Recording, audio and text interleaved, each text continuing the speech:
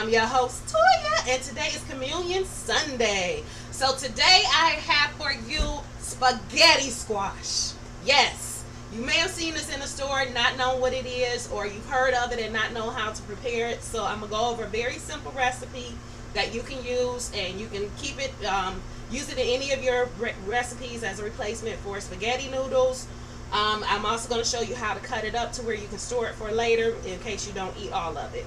I have a small one here because I'm the only one in this house that that eats vegetables on a regular basis. So this is for me. So I'm going to go over that, but I also want to give you some of the benefits for it. So spaghetti squash is very high in fiber. It gives you 2 grams of fiber per serving. And the reason fiber is important is because it helps your bowels move, okay? So if your bowels aren't moving, what happens is you basically have food that's sitting in your system rotting, and that causes inflammation. So you may have it in the form of acid reflux. You may have it in upset stomach, gas, bloating, those type of things. So it's important to get your fiber into your diet every day, and this is a good way of doing it in just one serving. Another thing is it's very high in beta carotene, which we all know beta carotene is good for your eyes. That's why you're supposed to eat carrots, but it's also good for repairing or preventing cellular damage.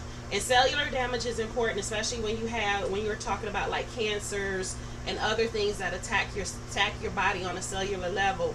It's good to have something, the beta carotene in your system to help protect your cells from being damaged by it. And another thing, it is high in vitamins A and C. So that helps with, of course, vitamin C helps to boost your immune system. And the vitamin A in it helps with your dental work. So it helps with your salivary glands, which is the ability to create saliva. And saliva helps you to break down the food as you're chewing it so that it's easier for your stomach to digest it. It also helps to protect your teeth enamel. So a good vitamins to have in your food. So I'm about to show you how to cut it. Some people cut it lengthwise, so they go the long way down. What I'm going to do is I'm going to be cutting it this way because, again, I'm the only one that eats this, and I want to be able to freeze it so I'm not wasting it. Now, the shell, I don't know if you can hear this. So it's very hard, okay? So you need to make sure you have a very sharp knife, okay? A very good sharp knife in order to cut this. And I'm going to show you how, okay? Now, you want to make sure you have a very good grip on it. We're going to cut this end off, and we're going to cut that little bit off, okay? So make sure you have, again, a very sharp knife, and then you can cut it off. And just set that to the side. You see, I had 2 of them sitting here because I wasn't sure if this is my favorite knife, but I wasn't sure if it was going to do the job because I use it all the time. Okay, so you see, I'm actually going to cut it in little quarters so that I can use it later on because, again, I'm the only one that really eats healthy in this house. And then with me doing this cleanse this week, it helps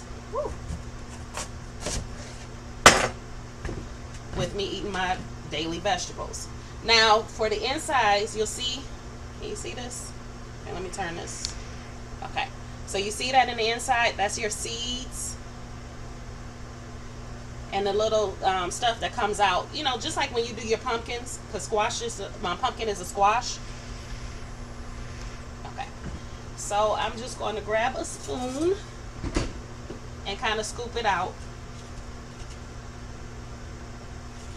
You don't want to go too far because what'll happen is you'll start doing the strands of the spaghetti squash. So I'm going to just put that to the side. And like I said, this was a small one, so it got 4 out of here. And then we're going to season it, put it in the oven to cook.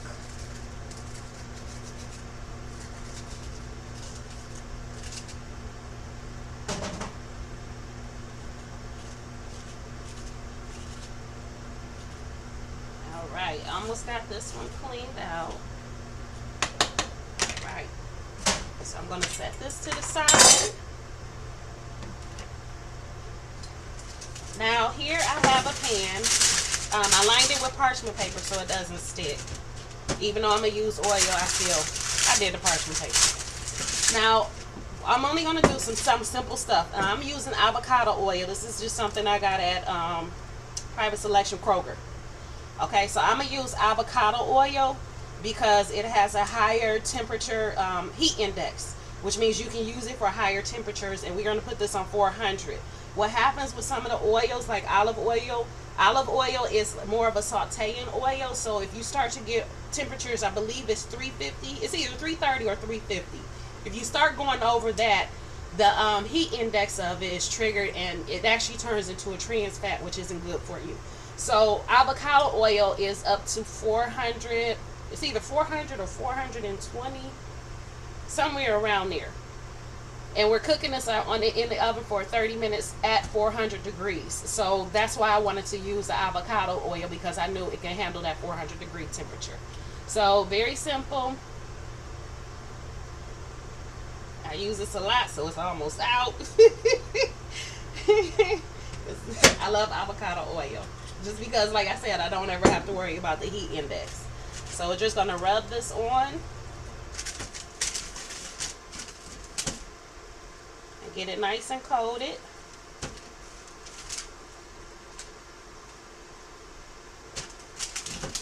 Couple of streams. Alright, that's nice and coated. And avocado oil is good for your hands too. So you can do like I'm doing and just rub it in. Since I don't have any seasonings on here yet, I'm gonna just rub it into my hands. Good. So here I have some pink sea salt. I don't know why they call it sea salt, because it doesn't actually come from the sea. It's the Himalayan mountains that they get this from, so it's not really sea salt, which it doesn't say. It says Himalayan pink salt, but it has a very high mineral content, which is why I like to use it. So we're just going to sprinkle a little salt on them. Don't want to do too much salt. Onion powder and garlic powder are things I use in every recipe. I can't name a recipe that I don't put these in, especially for something like the spaghetti squash, which I'm going to be using in place of noodles. So I'm using the onion powder and the garlic powder as well. You don't have to. You can keep it simple with just some salt, some black pepper, and the oil, if that's what you want. But again, like Tabitha Brown says, you do what you want to do for you and your family, because that's your business. So I'm going to do my business. And yes, I know I'm putting a lot on here because I really like the onion powder and garlic powder. You don't have to put as much as I do. But like I said, I love it. So I'm just getting this on here. And I love me some garlic. I'll use both regular garlic and garlic powder. Alright, and then some black pepper.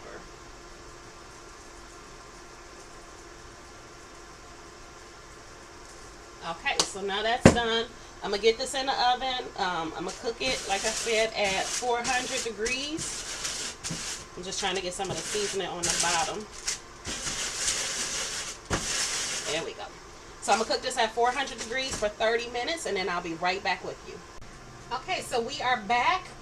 It's finished roasting. So this is what it looks like when it's done. And this is the inside. It's still a little steamy, as you can see. The heat. Halfway through, so after about 15 minutes, you do want to go in and flip it, which is what I did. So, and again, like I said, it's really hot right now, but it's delicious. You can go ahead and eat it. I'm going to show you how. Actually, let me get over. Don't talk about me being short. I know I got them short. I got to stretch. I'm going to use this little one right here. The benefit to cutting it lengthwise, in circles like I did instead of lengthwise, is because it'll give you longer strands to make it more spaghetti-like. So just as simple with your fork, you just scrape it out. And then you end up with these spaghetti-like strands. Because this is hot, y'all. But you end up with these spaghetti-like strands. And you can use it in place of a noodle. But it's just as simple as that. You bake it, and then you just use a fork to fork it out, to get it out. Some people will peel the skin and do it that way. I think that's all I'm going to do for right now, because like I said, this is still hot. I'm going to wait for it to cool. But then, like, I can take these once they cool and just throw them in the freezer, so that next time I want some spaghetti squash or want to make something with it, I can just pull it out the freezer, unthaw it, and use it and go.